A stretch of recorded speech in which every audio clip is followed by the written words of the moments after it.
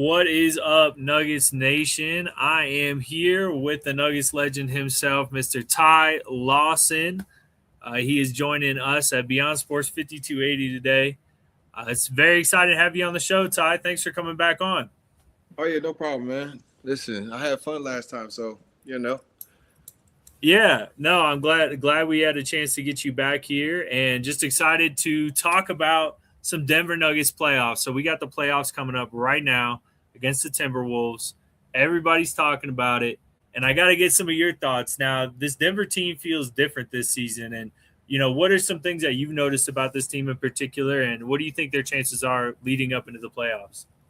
I think that this team is a little bit. I think it's better than last year. You're moving the ball a lot better. I think it's more selfless basketball. Especially with adding my UNC guy. You know what I'm saying? Getting up and down the court more. Chris, is it Braun? He's playing a lot better. Just I think it's a little bit more experience. And then, y'all haven't even been healthy this whole year. All really together. So the fact that y'all, been playing this well on a win streak, I think we're gonna go pretty far. I mean, the Timberwolves, they're kind of scary a little bit. Just with Ant-Man, he can make shots, but I think should go pretty far in the playoffs. Yeah, I'm expecting that from them this season. The Timberwolves are up against the Nuggets, and that's definitely been a rivalry. 14-14 in their last 28 matchups, which is crazy to be that even, including the playoffs. That's just wild. So I'm interested to see this first round. Anthony Edwards is a dog, and for him to be playing at the level he always does, and just that risk of having him on the court. What's some of your predictions going into this series? What do you think this will go to? Who do you think is going to come out on top? Nuggets is 6. Yeah, because I think Ant-Man he might squeeze out two wins, and then what's their other guard? What's the dude name? The one that plays defense? I'm drawing a blank. It's Walker, I think, right? Walker. Alexander Walker. Yeah. No. He don't play with them no more. He Oh, played that's with right. Atlanta. The tall, lanky one, the one that Nas Reed and Jaden McDaniels. Jaden McDaniels scared me too because he's getting better and better too. He's shooting the ball a little bit better. He's scoring a little bit more, and he can be a game changer. So that's another person that worries me in this series. But other than that, they might squeeze out two wins, I think. Yeah, I think especially with just how they matched up and their history so far, it's hard to say that the Wolves won't at least get one. I mean, personally, though, coming from Denver, I'd love to see a sweep. I think that the Nuggets are primed for that. I know playoffs is different, and it's a whole different beast.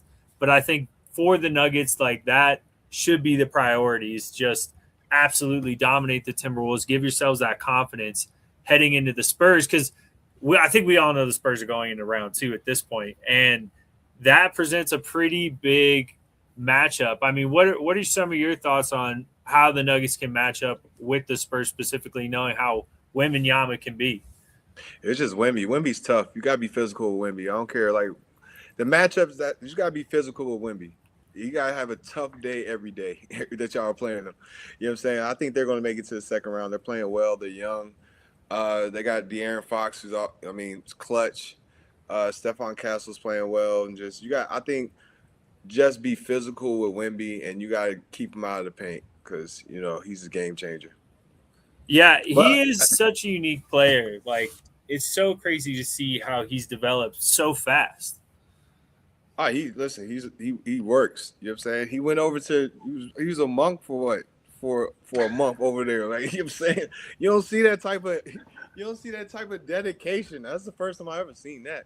So he's in there working and extremely hard. So I mean, him progressing this fast does not surprise me. Once I seen that, I was like, yeah, he's probably gonna be the one. He's an alien for sure.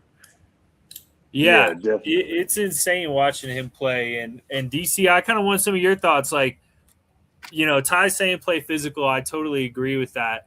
And it was really impressive to see that last game in the win. I know Wemby wasn't playing, but Jokic only played 18 minutes and they sat 7 guys. So it's just impressive. How do you think the Nuggets are going to match up with the Spurs in round 2?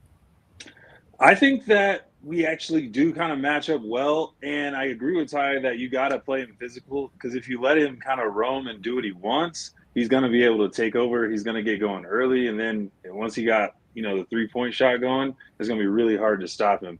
I think Castle. I don't know if it's Castle. I like Cassell, but maybe that's because I like Sam Cassell too. But he's a hooper. He's just a straight up hooper, and I think we match up well. But I do think that one probably will. It'll probably take 7 games to get a win against them. Yeah. I think it's going to be hard not to go to 7 games when you got the Spurs, and then right after you have the Thunder.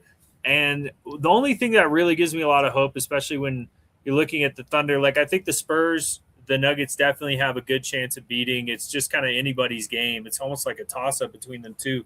But the Thunder, obviously played really well against the Nuggets this season, 1-3 on the year. So that's the one I'm most concerned about, is when we have to face Oklahoma City. And I don't know, like Ty, especially coming from a basketball player, you have seen how they play. They play in an almost illegally physical way. And so when players are playing like that against you, what are some of the things that you can do to combat that while playing within the refereeing of how they like to call the game? You talking offensively or defensively? Well, specifically from an offensive perspective, I guess, because of how Oklahoma City plays defense, and then just within the same scope, on the other end, how do you get it done against a team like that that's just plays so physical on the offensive end as well? Yeah, I mean, they definitely do. I watched OKC's a lot pushing off on their offensive end on them. But for the Nuggets, for defensively, they're right. You got it's playoff basketball, man. You got to be tougher. Can't look at the rest for a foul or anything. You're going to have to play through it. You know what I'm saying? Like, I mean, I've been in the playoffs. There's a lot of times where they get physical with you, especially like when I played against Kobe in Game 7. Game 7 at they spot.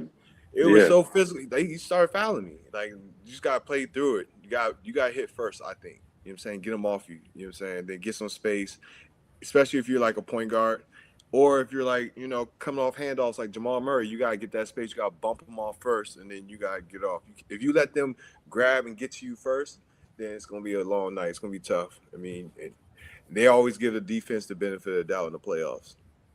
Yeah, they definitely do. And I like that they're allowed to play more physical. I just wish the calls tended to be more consistent. Shea definitely plays, and the OKC Thunder definitely play at a certain way where they're leaning into how the rules work. And it can just be really difficult. We saw that last year during the playoffs. And it's going to be interesting to see how the Nuggets match up. But definitely just trying to get out of round 1 right now through the Timberwolves. Hopefully not too hard of a challenge to start off. But now that we look into the overall scope of the NBA, who's some of your favorite people coming out of the East at the moment? My favorite coming out of the East, 100% is probably going to be Boston Celtics or the Cavs. That's going to be – I think those are the 2 teams. Because the Cavs, I don't know. James Harden, he's – offensively, they're going to be tough to stop. You know what I'm saying? Yeah. Even if Evan Mobley's – if he's hitting shots, they're going to be tough. You know what I'm saying? Then defensively, I think that was a good move by James and his camp to go to the Cavs, because now he has people that can cover up for him. Maybe he don't want to guard. All right, go see Jared Allen, go see Evan Mobley. All right, you know what I'm saying? So I feel like that was a good move by him, because like he don't play the best defense, and if he, does make a mistake, there's people that can cover up. Unlike the Clippers, I mean. Zubac's not blocking nothing. Robin Lopez is not jumping off of nothing. You know what I'm saying? Nah. Not blocking nothing. So it's pretty tough for it's tough for him over there. But over here, I think he found a home. Yeah, I think so as well. With the Cavs, it's such an interesting team because I felt like they've always had the pieces, but James Harden definitely gives them that edge. He's just one of those clutch players, and it's just been crazy to watch him just move around to each team and just never been able to figure it out. So I think that he's definitely hungry for his first championship and just looking to really close it out. But the Celtics, man, the Celtics are something else. And at DC, I want to get some of your thoughts on the Celtics team. I think, the Celtics are dangerous to me because they've been good all year, and it seems like they're getting better right now, like at the end, like they're taking it to another level. And then you got, the two heads of the snake who have done it already. So they don't really have any fear, but their expectations are probably going to be a lot bigger this year, right? Like they're going to expect to go to the finals now that they got Tatum back, and I think it's going to push them into another gear because I do think like defense travels, you know, in the NBA and especially in the playoffs, like defense will travel, and I think if they can play the defense like they have been, the scoring is going to come easy for them. But I will say about the Cavs, I actually agree because it's bigger for Spida that Harden's here now because you can't load up on him anymore, right? Like it used to be like the game, you know, for the Cavs is going through Spida. You don't have to stop him, and you stop the Cavs. And now you have someone else who it might have to stop before you stop Spida. And if you know, it just takes the pressure off of him. I think in the playoffs. So I think at the end of the day, that's really going to help all of them. One more thing about the Cavs. Even like the Cavs the past years, everybody was like all hype. Even my dad, he's from Cleveland. So I stayed there for like 5 months just to help him out a little bit, like, you know, this past year. They was like, oh yeah, the number one. I'm like, yo, the main thing about the Cavs in the past, they were just soft. You know what I'm saying? Like when it gets like grindy, like you need to get stopped or bumped or something like that. I was like, who's gonna be the guy? Evan Mobley's not that guy. Jared Allen, I think all of them was like, you know what I'm saying? And then they also was just too small in the backcourt. You know what I'm saying? They was picking on Darius Garland. So now they give him height. So it's like, who are you going to pick on? You can't pick on nobody right now unless you do one of the shooters. You know what I'm saying? I forgot. What's his name? I think he got red hair. I forgot his name. But he can shoot unless you pick on one of them. But other than that, you can't really pick on nobody. And with the Boston Celtics, I mean, they got Jason Tatum back. They was already playing crazy. They was already playing wild. Jaylen Brown, I don't know what got into him this summer. He over here – doing squats with 50 pounds on each hand in the underwater. I'm like, yo, what are you on? You know, some Batman shit, man. So, but he like, you know what I mean? So he's playing crazy. Then also the big thing I think with them is the big man that they have. He came out of nowhere and he gives them a dunk threat. So when you set that pick and roll, normally like somebody was popping or anything like that. Mm-hmm.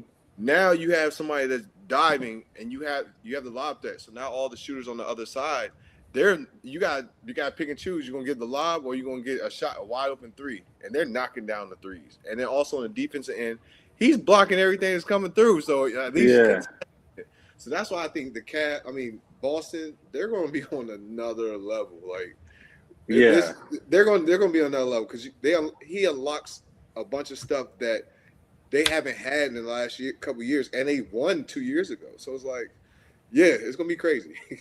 Man, it's gonna be crazy. Yeah, it's setting up pretty wild. But I know, Ty, you got to go, so I just want to get kind of your last thoughts here. Let's say by some miracle the Nuggets do make it to the finals. You know, they get through the OKC, they get through the Spurs, and they get to the finals. And I like Boston as well. I think Boston's going to be a really tough team to beat. So let's just say it's the Nuggets versus Boston. How do you think the Nuggets would fare and match up against a team like that? I think they'll fare pretty well. I mean, it's going to be a dogfight, but at the same time, it's just that y'all specialize in the handoff and the pick and roll with Jokic and Murray. And the thing is, I don't think they have anybody that can really switch that pick and roll. So that action is going to cause a lot of problems, especially like down in like, you know, the late fourth or when y'all really need a bucket. I don't know how they're going to guard that. At the same time, y'all have wings that at least can contest and guard, you know, Jason Tatum and Jaylen Brown. So, I mean, in that aspect, I think y'all would, you know, have an advantage, especially like late game. Yeah. Personally, I think it's going 7 games, almost every single round for the Nuggets. I think they're all going 7 games for sure. I mean, maybe not, hopefully not Minnesota, because if it goes 7 games in Minnesota, because it's going to be tough because I know the Spurs, they're probably going to go 4-1. You know what I'm saying? They're going to be sitting at home chilling. So I hope that y'all don't go 7 games with Minnesota because that's going to be tough to go 7 games and then go see them young boys over there.